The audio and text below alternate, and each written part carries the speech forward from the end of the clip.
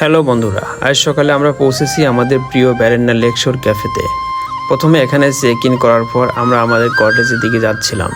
তবে যতই পথ চলছিলাম ততই ব্যারেন্না লেকশোর ক্যাফের সৌন্দর্য আমাদের মুগ্ধ করছিল।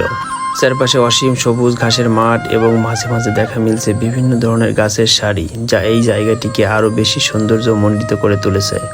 এই রাস্তায় হাঁটতে হাঁটতে আমাদের চোখ পড়ল কিছু সারি সারি সুপারি গাছ, লিচু গাছ এবং আরও অনেক রকমের গাছ, যা এই পরিবেশকে সজীব করে রেখেছে। প্রকৃতির সান্নিধ্যে নিজেকে হারানো এক অসাধারণ অনুভূতি, আর এর সাথে সাথে বাতাসে আসা ঠান্ডা হাওয়া আমাদের পুরো শরীরকে প্রশান্তি দিয়েছে।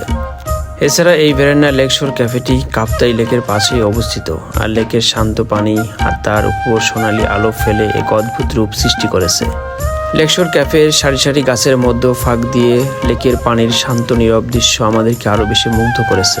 আমরা যেভাবে কটেজের দিকে যাচ্ছিলাম সেভাবেই চারপাশের পরিবেশ আমাদের আরও বেশি মুগ্ধ করছিল। সবকিছু একদম নিখুঁত ছিল। সুন্দর সবুজ পরিবেশ, শান্ত জলাশয় আর প্রাকৃতিক সৌন্দর্য যেন আমাদের মন এবং শরীরকে পূর্ণাঙ্গভাবে সতেজ করে তুলেছিল।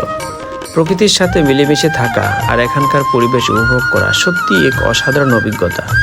এমন সুন্দর জায়গায় এসে আমরা উপলব্ধি করলাম প্রকৃতির মাঝে থাকতে পারাটা আসলেই এক বিরল ও মহামূল্যবান অভিজ্ঞতা। আমাদের সকলকেই এই প্রাকৃতিক সৌন্দর্য ও শান্তির মাঝে একবার হারিয়ে যেতে হবে, যেন আমরা প্রকৃতির সান্নিধ্যে নিজেদের নানাভাবে আবিষ্কার করতে পারি।